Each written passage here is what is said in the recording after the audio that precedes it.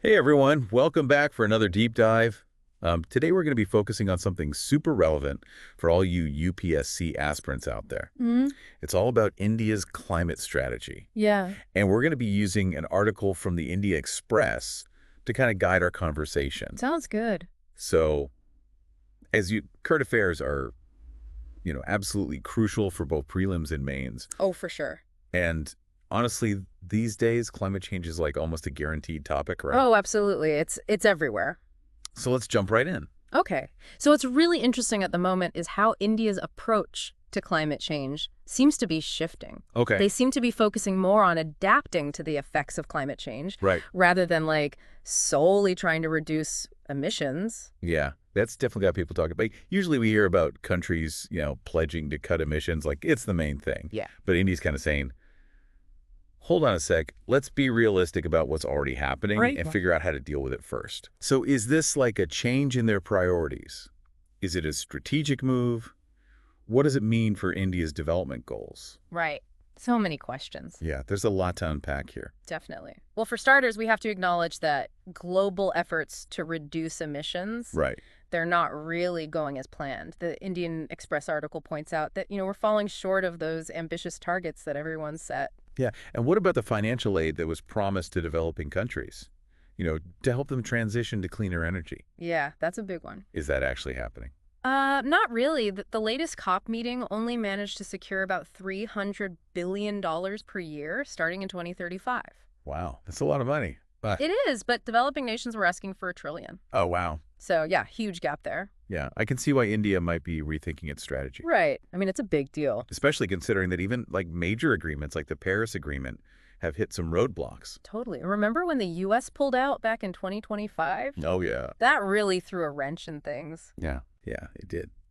So with all this uncertainty in the global landscape, it does kind of make sense that India would want to focus on adaptation first. It does. It makes them less reliant on other countries.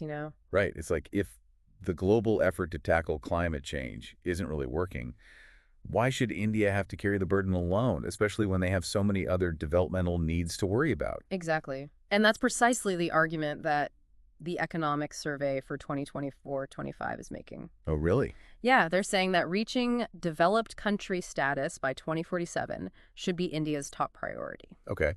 The idea is that a stronger economy will actually put them in a better position to make a more solid shift to clean energy later on. Mm. They even compare it to what China did. China industrialized really rapidly and then turned their focus to decarbonization. Oh, that's an interesting comparison. Right. So the big question Yeah, is economic growth a prerequisite for effective climate action? right. Can they kind of work together at least to some extent? That's the million-dollar question. It is. It is. And it's probably something that could come up in the UPSC mains exam too, right? Oh, absolutely. Understanding all those complexities, the trade-offs, and the long-term consequences. Exactly. You've got it. Okay, so let's break down these core concepts a bit more. Okay. Adaptation versus mitigation. For all our listeners prepping for prelims, these are essential terms. Oh, yeah, you got to know these. So let's start with adaptation.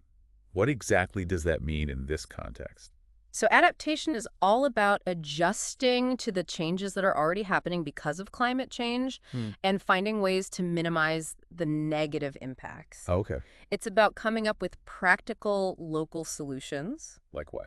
like building seawalls to protect coastal communities from rising sea levels, All right. or developing drought-resistant crops, or even improving early warning systems for extreme weather. Okay, so it's all about being prepared and being able to bounce back from those climate shocks. Exactly. It's about resilience. Got it. And mitigation is more about tackling the problem at the source, right? Exactly. Mitigation is all about reducing those greenhouse gas emissions in the first place. Okay. So things like switching to renewable energy, Mm-hmm. promoting energy efficiency, developing carbon capture technologies, Right. protecting forests, all of that falls under mitigation. Okay, so two very different approaches, but both important in their own way. Absolutely. So in the context of India's current strategy, why does adaptation seem to be taking center stage? Well, for one thing, the benefits of adaptation are often much more immediate and tangible. Right. Like if you build a seawall, you're protecting that community right away. Yeah, makes sense. But with mitigation, it often requires a lot of global cooperation, and the results can take decades to really see. And it probably costs a lot, too. Can, yeah. Plus, if India has a more developed economy, it means they'll have more resources to put towards those adaptation strategies in the first place, right? Exactly. A wealthier nation is just better equipped to adapt to climate change. They can invest in infrastructure technology and disaster preparedness. So it's not that India is ignoring mitigation completely. No, not at all. They're just being strategic about it. Right.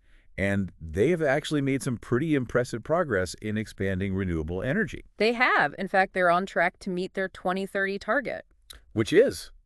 to have 50% of their electricity come from non-fossil fuel sources. Wow. As of November 2024, they were already at 46.8%. That's pretty impressive. Yeah, especially since they haven't fully committed to phasing out coal. Right. It's like they're doing things on their own terms. Exactly. And speaking of doing things on their own terms, India also decided to postpone submitting their 2035 NDC goals. Yeah, that definitely raised some eyebrows. It did.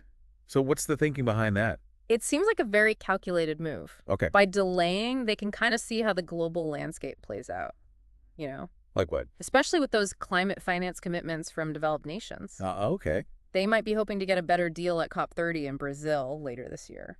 It also gives them time to figure out their own domestic priorities and adjust their targets based on that. So it's less about backing away from commitments and more about strategic maneuvering. Yeah, exactly. I see.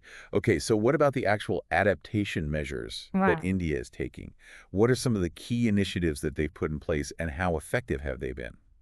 I think this is where things get really interesting, you know. Oh, for sure. Especially for us UPSC folks. Exactly. This is the stuff we need to know. Well, they've got this really comprehensive plan called the National Adaptation Plan, Okay.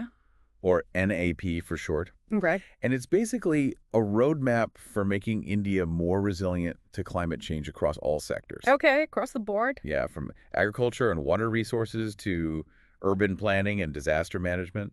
It's pretty impressive. Wow. What's really cool is how this plan aligns with the Sustainable Development Goals. Oh, interesting. It shows that they're not just thinking about surviving climate change, but about thriving in spite of it. Right. You know, creating a sustainable and equitable future for everyone.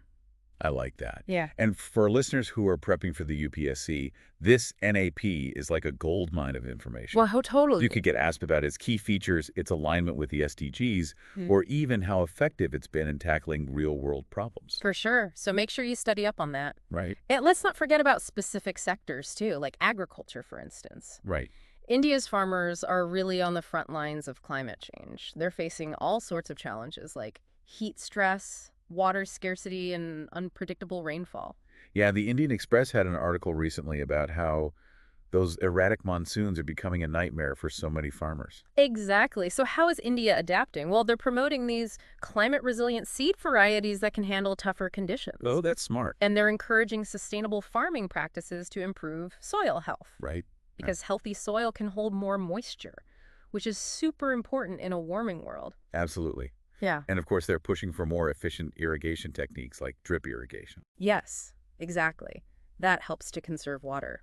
It's interesting how so many of these adaptation measures are actually based on traditional knowledge and practices. It's like blending the old with the new. It is. That's a great point. Yeah. And it's something you could definitely bring up in your mains answer. Oh, yeah. Good tip. Now let's shift gears a bit and talk about urban areas. Okay. Indian cities are facing a whole different set of climate challenges. Like what? Well, heat waves are getting worse, flooding is becoming more frequent, and water shortages are a constant concern. Yeah, I remember seeing that photo essay in the Indian Express about the impact of heat waves on those vulnerable communities in urban slums. Right. It was really powerful, really brought home the human cost of all of this. It did. And that's why initiatives like the Smart Cities mission are so important. They're trying to promote more sustainable urban development. So what does that look like in practice? Well, it involves things like green building codes, smart traffic management systems, and investing in public transportation. It's all about creating cities that are more livable and more resilient to climate change. Right. And there's also AMRU T20, right? Yes. Which specifically focuses on urban flooding. Yeah, they're working on improving drainage systems, restoring urban water bodies, and promoting rainwater harvesting in buildings. It's good that they're taking a multi-pronged approach. It is. These are complex issues. They are. And while we're talking about complex issues, let's not forget about India's coastline. Oh, yeah, that's a big one. Rising sea levels and coastal erosion are huge threats to millions of people. They are. The Indian Express had an article recently about a village in Kerala that's literally disappearing into the sea. Oh, wow. It's a stark reminder of just how urgent these adaptation measures really are. It is. So what's being done to address that? Well, one initiative that's making a difference is mitigation. Mishishtia. Yeah, it stands for Mangrove Initiative for Shoreline Habitats and Tangible Incomes. Wow, that's a mouthful. It is. But it sounds like a good thing. It is. They're working on restoring mangrove forests along the coastline. Ah, mangroves. I love mangroves. Me too. They're picked against coastal erosion. They act as natural buffers during storms, and they're also fantastic carbon sinks. Exactly. It's a win-win-win. It is. So it's not just about planting more mangroves, right? No, they're also building seawalls, constructing artificial reefs to break the waves, and stabilizing dunes to protect coastal communities. So a really comprehensive approach. It is, and it's showing some promising results. That's great to hear. But let's not forget about another pressing issue. Which is? Water scarcity. Oh, right? India is already facing water stress, and climate change is just making things worse. Absolutely. That's where the Jal Shakti Abhiyan comes in. It's a nationwide campaign focused on water conservation and management. Okay. They're reviving traditional water harvesting techniques, restoring ponds and lakes, and promoting afforestation to help recharge groundwater. So it's about recognizing how interconnected our water resources really are. Exactly. And finding sustainable solutions at the local level. Yeah, it's a great example of how adaptation can be both practical and empowering. It is. Yeah. And it's something you can definitely highlight in your UPSC answers to show that you understand the ground realities of climate change in India. Exactly. Now, we've talked a lot about government initiatives, Yeah. but what about the role of individuals in all of this? Right? The Indian Express has been running a bunch of articles about how individual actions can contribute to climate resilience. Oh, interesting. So what are they saying? Well, that's where Mission Life comes in. Mission life. Yeah, it's an India-led global initiative that's all about promoting sustainable lifestyles. Yeah. It's about encouraging people to make conscious choices in their daily lives. Like what? Things like reducing waste, conserving energy, adopting eco-friendly products, Yeah, okay. supporting local businesses, just small things that can make a big difference. Right. It's about empowering people to be part of the solution. Exactly. Recognizing that even small individual actions can have a huge impact when millions of people do them. Yeah, and for those of you writing the mains exam, you can really weave this theme of individual responsibility into your answers. That's a good point. It's something that examiners love to see. Okay, so we've covered a lot of ground here. We have. From the global context and India's reasons for prioritizing adaptation to all the nitty-gritty details of these specific initiatives. Exactly. And remember, all of this is super important for your UPSC preparation. It is. So make sure you go back and read those articles in the Indian Express. Yes. Take good notes and really try to absorb all of this information. And don't just try to memorize facts and figures. Right. Try to understand the why behind all of this. Okay. Why is India prioritizing adaptation? What are the challenges and opportunities? How do these measures connect to those broader sustainable development goals? It really shows how India is tackling climate action, Yeah. Yeah. in a way that really makes sense for their situation. Mm-hmm. They're not ignoring the challenges, but they're also being smart about what they focus on first. The tough balancing act. It is. It is. But it's super important for a country like India. Absolutely. And for all you UPSC aspirants out there, Yeah. this deep dive has been like a treasure trove of information. I guess. We've covered so much from the global context and India's reasons for focusing on adaptation first to all the specific initiatives and how they actually work. Right. So make sure you go back and reread those articles in the Indian Express. Yes, definitely. Take good notes and really let all of this sink in. And don't just try to memorize everything. Right. Think about the bigger picture. Okay. Why is India taking this approach? What are the challenges they're facing? What are the opportunities? Right. And how does all of this connect to those sustainable development goals? Because this stuff could come up in both prelims and mains. Oh, absolutely. So we got to be prepared. Exactly. But remember, it's not just about spitting back facts and figures. Right. It's about showing that you really understand the nuances of India's climate strategy. Why are they making these choices? And what are the implications for India's future? Good point. Think about how climate change is connected to other issues, too. Yeah. Things like poverty, inequality, access to resources. Right. It's all connected. It is, and it's complex. It is, but that's what makes it so interesting, right? It does. And the UPSC examiners love those complex questions. They do. So use this deep dive as a starting point, Exactly. and then dig deeper. Read those government reports, those research papers. Yeah. Look into those international agreements.